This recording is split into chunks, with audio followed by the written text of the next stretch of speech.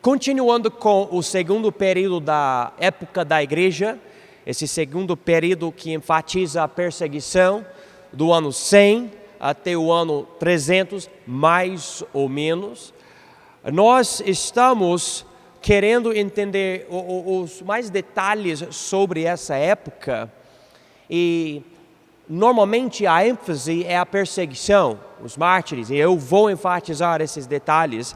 Estamos aqui na página 10 da apostila e antes de começar a ler as notas aqui, eu quero dar para vocês uma ideia de como que era na época para vocês poderem entender melhor o que nós vamos estudar hoje à noite. Vocês chegam aqui na Igreja Batista Independente e sem pensar muito nos detalhes, você já tem uma ideia de como que vai ser o culto, como que o pastor deve pregar, qual livro, ou seja, a Bíblia, ele vai usar, você tem essas coisas. Então você vem com essa ideia. Além disso, você ouve, por exemplo, a palavra teologia, e para você tem uma ideia o que essa palavra quer dizer. Você já ouviu de algo chamado Instituto Bíblico, você já ouviu algo chamado a história da igreja, você já tem isso na sua cabeça. Não quer dizer que você entende tudo, mas você já tem isso. Quando eu falo, abra a sua Bíblia no livro de Atos, para você, tranquilo, você pega a sua Bíblia na língua portuguesa, você abre e você vê, beleza, você achou. Só que, quando você volta uns 2000 anos atrás, mais ou menos, né, eles não tinham nada disso. Eles tinham alguns rolos de alguns livros, e eles tinham o Velho Testamento, que rolos também. Ninguém tinha escrito um livro para sistematizar ou organizar as crenças da igreja. Não tinha nada disso. As pessoas conversavam sobre o fato que Jesus de Nazaré veio, ele cumpriu as profecias, ele é o Messias que Deus escolheu. Mas com o tempo, com os anos, as décadas, as próximas pessoas nasceram nunca tendo visto Jesus. E não havia uma biblioteca cristã para ir e estudar, uma universidade cristã ou um instituto bíblico, não tinha nada disso. E a pessoa falou, Jesus, ele é o Filho de Deus? E alguém pergunta, então, ele é Deus?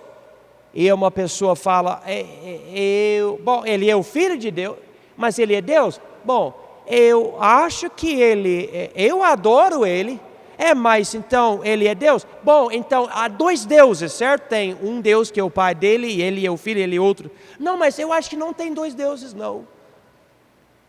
Mas então, e o Espírito Santo? Então, o Espírito Santo, ele mais é uma pessoa, ou é um poder, ou é uma força? Como é que funciona isso? E daí, tinha os pagãos que estavam criticando os crentes. Que é isso, tudo isso? Eles falavam, por exemplo, sabe o que esses cristãos fazem? Nos cultos, eles têm sangue, eles têm carne, e eles bebem esse sangue e comem essa carne.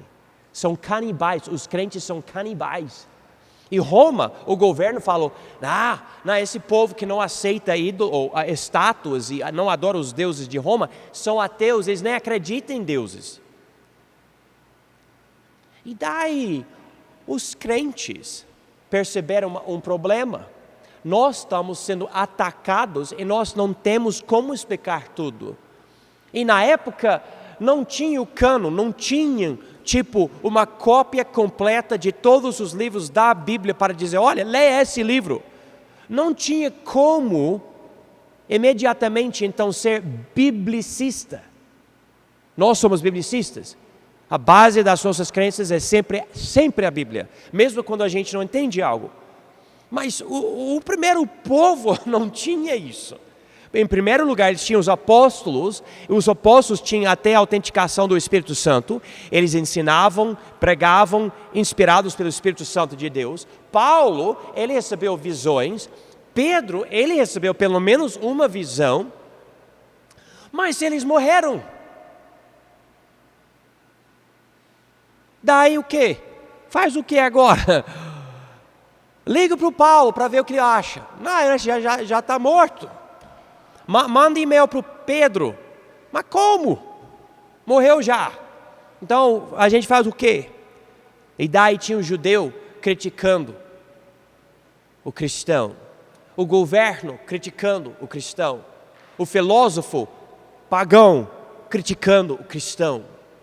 Então nós vamos ver, no meio de toda essa perseguição, uma coisa chamada o apologista. Levanta a mão se você já ouviu essa palavra apologista, já ouviu? Levanta, eu não vou chamar você para explicar, mas se você entende a palavra apologista, levanta a mão. Ok. Apologista é alguém que dá uma apologia, ou uma apologética. É uma pessoa que basicamente defende uma crença. Eu creio nisso. Por quê? Por causa disso, por causa disso, por causa disso e por causa disso. Esse é o apoio que eu tenho para a minha crença. Hoje, alguém me pergunta, você acredita que Jesus é Deus, mas há um Deus só e o Pai é Deus também? Eu acredito. Mas como que você explica isso? Eu posso ir para a Bíblia, e essa é a parte mais importante, porém, eu sei que também eu posso ir para um livro de teologia sistemática, alguém estudou, organizou essas coisas, mostra todos os versículos de uma forma completa, e eu posso falar, olha, é isso, pode procurar na Bíblia. A pessoa procura na Bíblia, é exatamente isso. Novamente, eu enfatizo isso porque os primeiros crentes não tinham essa vantagem, não tinham. Daí, preste atenção, o que acontece nos primeiros séculos é que tinham hereges que não queriam pregar falsidade e tinham hereges que queriam pregar falsidade. Tinha pessoas com heresia, porque pela apologia, pela lógica, pelas ilustrações, as coisas que eles falavam, eles chegavam às vezes a conclusões erradas, e tinha outros grupos que queriam ensinar falsidade mesmo. Então, às vezes, nós vamos ver nos primeiros séculos especificamente uma pessoa e você vai ver fé, você vai ver coragem, você vai ver ele lutando contra falsidades, mas no meio de tudo isso, ele vai crer em algo completamente louco. E você vai pensar, mas como que você consegue crer em tudo isso que é bom e reto e certo, mas aqui você quer numa besteira dessa? É porque ele não tinha o que nós temos hoje. Irmãos, nós recebemos, vocês estão comigo? Nós recebemos uma herança cristã. O que eu apresento para vocês não é um produto somente do meu tempo, no meu escritório. Eu apresento para vocês o que veio de milhares de anos de teólogos, apologistas, estudando a palavra de Deus e lutando, até morrendo, para organizar e explicar a verdade. Daí, o que eu apresento para vocês tem a presença de anos e anos e anos e anos e anos e anos e anos de experiências e estudos e debates, coisas que influenciavam as pessoas e até impérios inteiros, como por exemplo Roma. E nós precisamos entender isso. Então, quando nós estudamos a história da igreja, especialmente os primeiros séculos, e nós lemos algo interessante de alguém, vamos entender o contexto histórico. Eles não tinham o tanto que nós temos hoje em dia. Então, como eu falei, nós estamos no segundo período da época da igreja, chamado Esmirna, quando a igreja sofria. do ano 100 até o ano 300, principalmente por causa do governo romano, em primeiro lugar, em regiões específicas, depois o império inteiro, porque o imperador atacou todos os crentes. Vamos chegar aqui, página 10 da apostila, o primeiro parágrafo depois da lista, eu vou lendo e dando comentários para os irmãos. Além da perseguição romana, a igreja sofria ataques teológicos. Por um lado, existiam filósofos pagãos que atacavam a lógica da fé cristã. E, por outro lado, existiam distorções doutrinárias que vieram muitas vezes de dentro da igreja. O resultado de tudo isso é que a doutrina implícita nas escrituras precisou ser expressa explicitamente pela igreja. Como é que a igreja respondeu? Então, com esse parágrafo, nós queremos ver o seguinte. A Bíblia, pega a sua Bíblia se você trouxe contigo. Esse livro aqui, a gente usa a palavra Bíblia, quer dizer vários livros, uma biblioteca. Você tem cartas, histórias, genealogias, teologia, várias coisas. Mas não é algo organizado para dizer, ok, capítulo 1, Deus. Capítulo 2, o homem. Capítulo 3, pecado. Capítulo 4, salvação. Não é desse jeito. Você vai lendo aqui Abraão, aqui Moisés, aqui Jeremias, aqui Paulo, aqui Egito, aqui Síria, aqui, sei lá. E você e eu, nós precisamos organizar, ou seja, nós vamos de um livro que tem teologia implícita para a nossa teologia explícita. Nós temos aqui toda a verdade necessária, mas nem sempre em termos bem claros, mas quando a gente compara tudo, nós chegamos a certas conclusões, e é isso que aconteceu ao longo dos anos. Todos vocês têm sua própria teologia.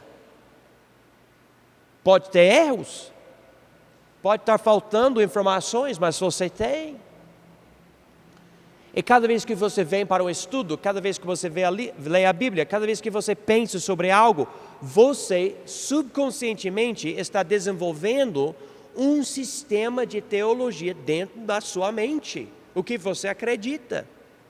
E é seu sistema.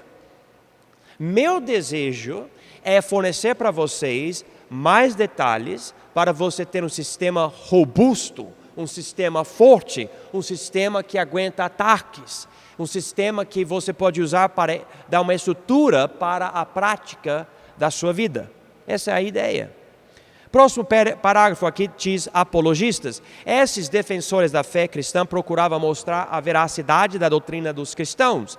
Havia várias críticas, inclusive as dos filósofos pagãos que alegavam que os cristãos praticavam o canibalismo quando celebravam a ceia do Senhor. Infelizmente, a criatividade dos apologistas para explicar a doutrina da igreja utilizava muita lógica ou filosofia grega, criando às vezes mais falsa doutrina ainda. Quem não precisa levantar a mão, mas quando você era criança, você falou algo, é desse jeito. E na verdade, como criança, você não tinha a mínima ideia, mas você falou com essa convicção, essa dogma, é desse jeito. A lua é feita de queijo. E você fala como criança, é desse jeito, né? E adulto ouve você e fala, que coisa, né? Mas vou falar para vocês, adultos fazem a mesma coisa. A mesma coisa. Mas eu creio que seja assim. Eu me lembro uma vez, eu estava evangelizando uma pessoa, eu falei, é assim? Eu falei, quem falou isso para você? Qual é a autoridade atrás dessa crença sua? E a pessoa pausou e falou,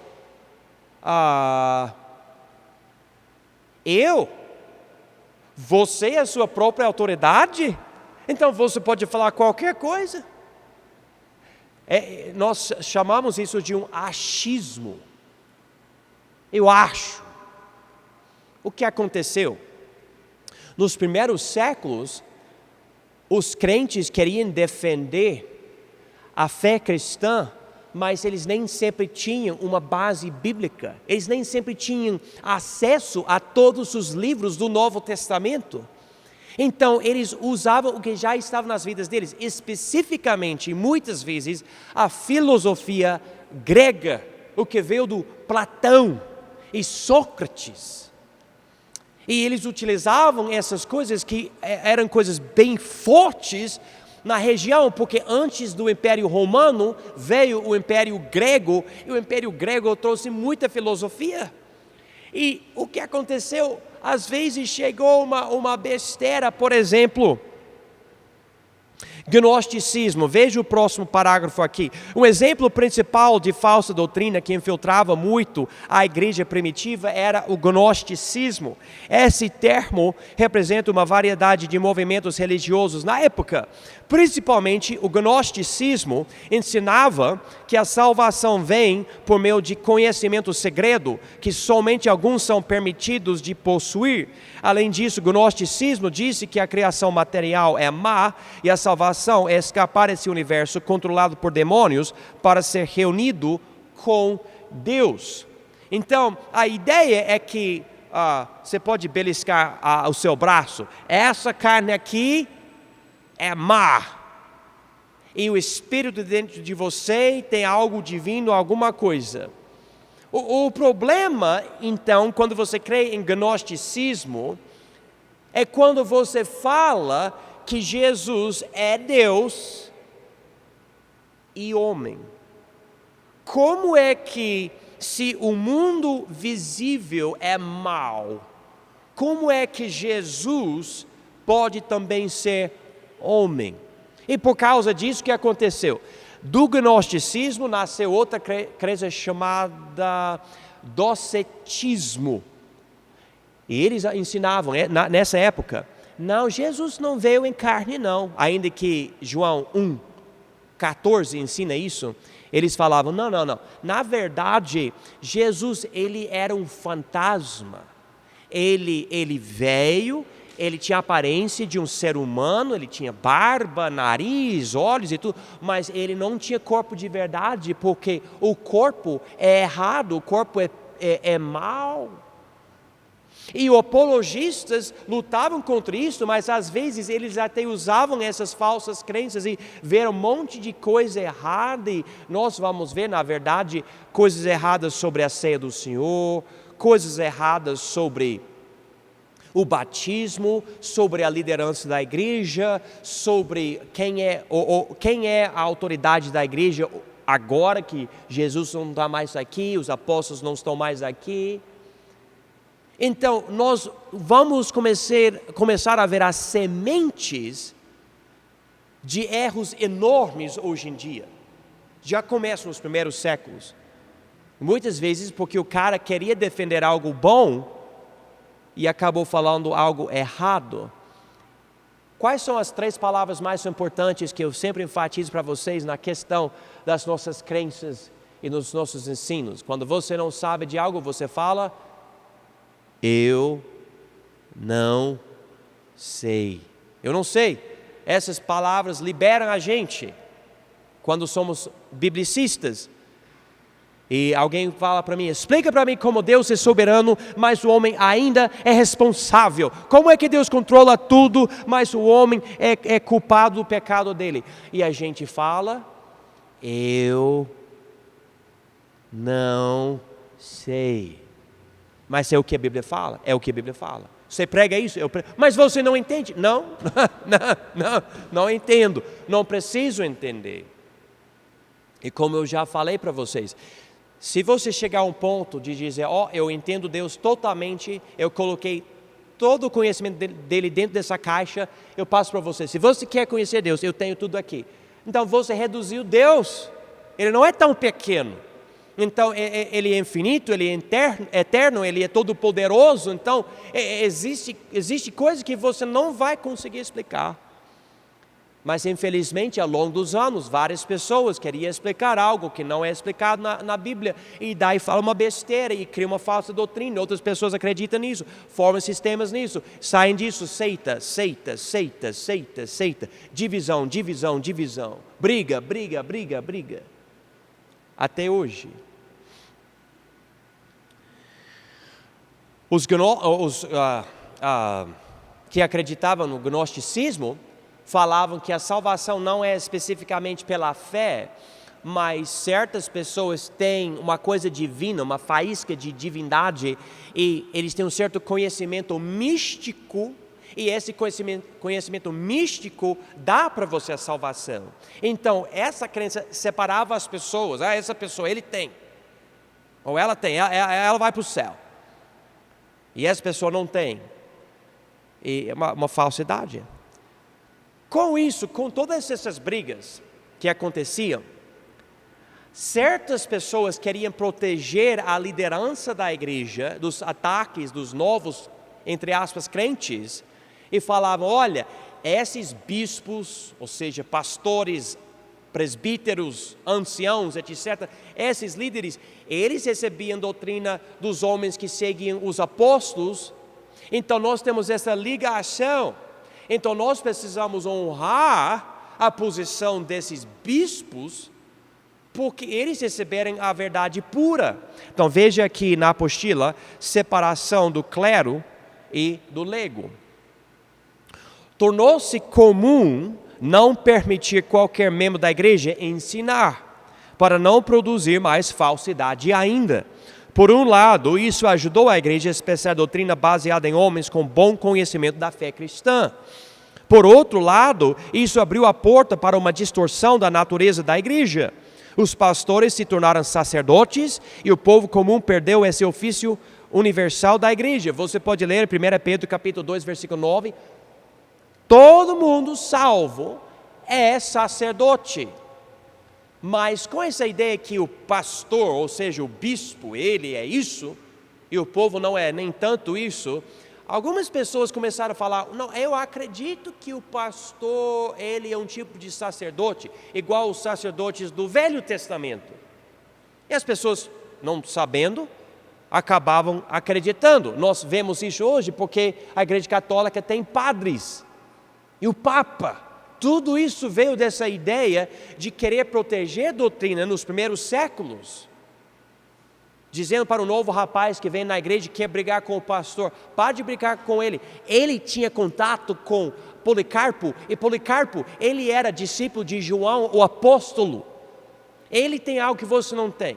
E era verdade. É só que essa verdade veio com outra ideia e deu uma corrupção. Ainda que a igreja católica não existisse na época, essa mudança já era um passo para a criação dessa denominação, eu devo dizer, seita.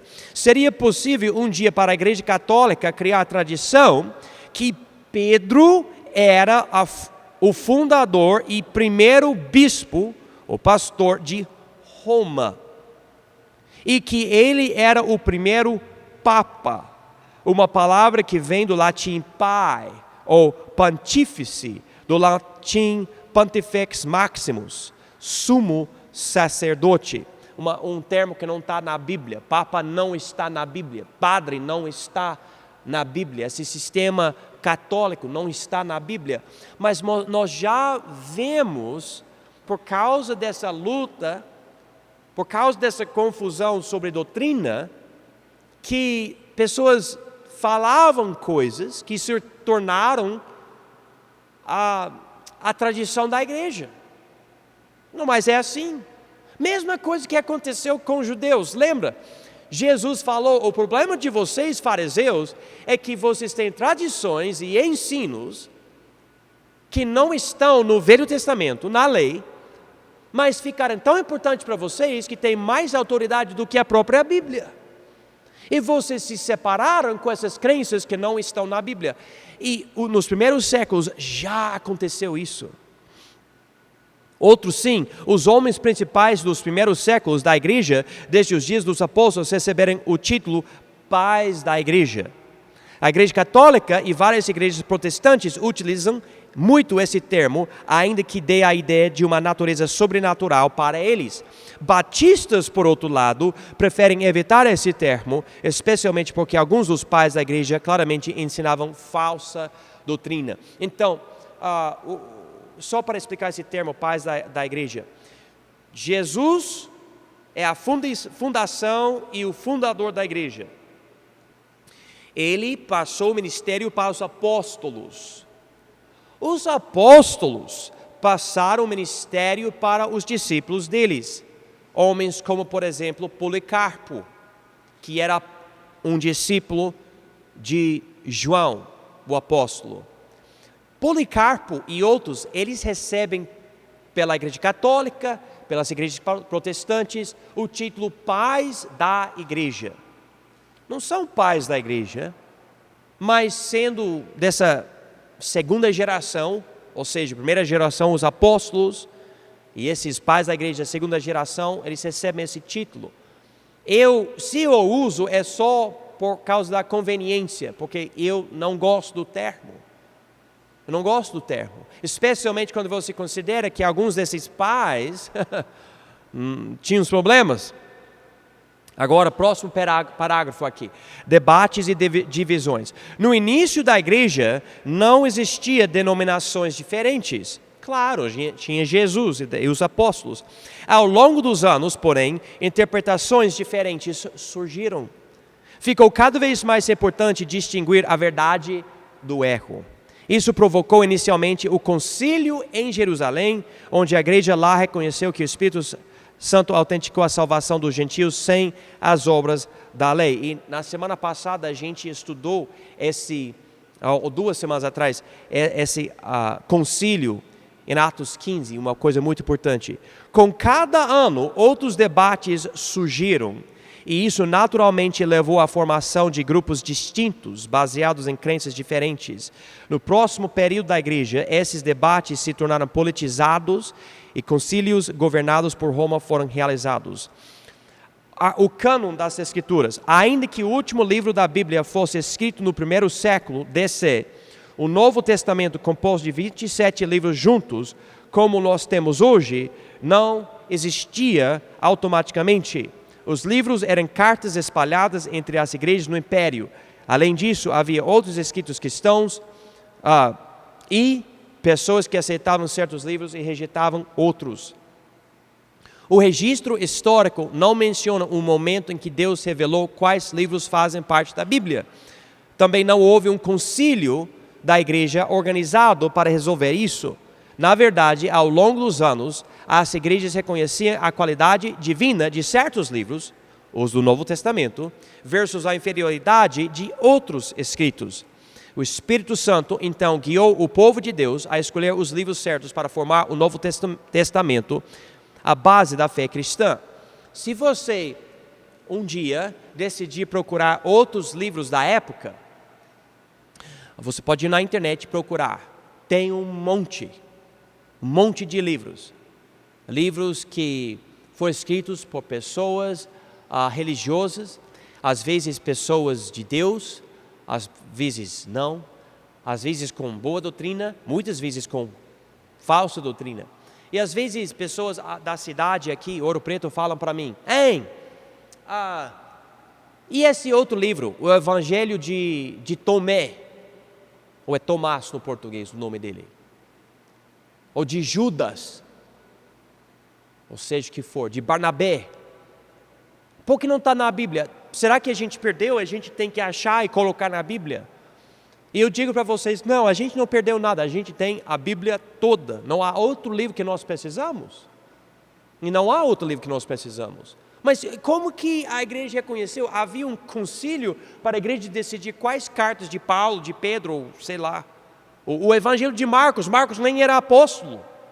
Hebreus, ninguém nem sabe quem escreveu o livro de Hebreus, é verdade, ninguém sabe. Talvez fosse o Júlio César, não sei. Não, eu acho que não, né? Mas ninguém sabe. Mas o que nós observamos é que nos primeiros séculos, o pessoal estava lendo os livros e dizendo, olha, esse livro aqui é muito bom. É diferente. E outro livro, 27 livros. E eu tinha outros livros que recebiam muita honra. Às vezes as pessoas falavam que, não, esse livro faz parte da Bíblia. Mas ao longo dos anos as pessoas falam, não, com certeza esse livro não é inspirado. Pode ser até bom, mas não tem o nível que os outros livros têm. Se você quiser entender mais sobre isso, você pode procurar o vídeo do nosso estudo sobre bibliologia. Eu lido muito mais com isso. Mas os livros do Novo Testamento foram reconhecidos pela igreja no geral. No geral. E daí fica fácil determinar quais livros são de Deus e quais não são. Próximo parágrafo aqui, cristologia. A igreja primitiva focava não meramente no que Jesus ensinava, mas em que ele era e é. Isso gerava muitas conversas e debates. Era um dos maiores focos do primeiro e do segundo período da igreja, Éfeso e Esmirna. E na verdade, esse debate recebeu seu primeiro concílio oficial no terceiro período da igreja, chamado Pérgamo. Então nós vamos ter que ver isso muito na próxima aula, como a pessoa de Jesus se tornou importante. Quem é esse homem? E você vai ver como as pessoas lutavam muito com isso. Para vocês é tão simples. Eu falo Trindade, eu falo Jesus é Deus e homem. E vocês já ouviram tanto isso. Mas na época eles nem tinham as palavras Novo Testamento, no sentido que a gente usa hoje. A palavra pessoa, que a gente usa no contexto cristológico. E tem outras palavras, a palavra natureza. Essas palavras começaram a ser usadas para descrever a natureza de Jesus. E como, por exemplo, Deus é uma substância e 3 pessoas. Mas como? Eles não tinham nem esses termos na época. Então nós vamos ver isso. Depois disso eu coloquei o mapa aqui. Esse mapa tem, só para caso você não tenha um bom conhecimento da geografia, é para representar, essas cores representam o Império Romano. Aqui tem Europa, aqui Itália, Fabiana conhece Itália, né? E Portugal também, né? Aqui, Inglaterra, aqui África, aqui Ásia, Rússia, aqui, Israel, aqui, uma coisinha bem pequena aqui. O cristianismo espalhou daqui e fez assim, espalhou. Nós vamos estudar várias pessoas em vários lugares nas próximas aulas, nessa região aqui.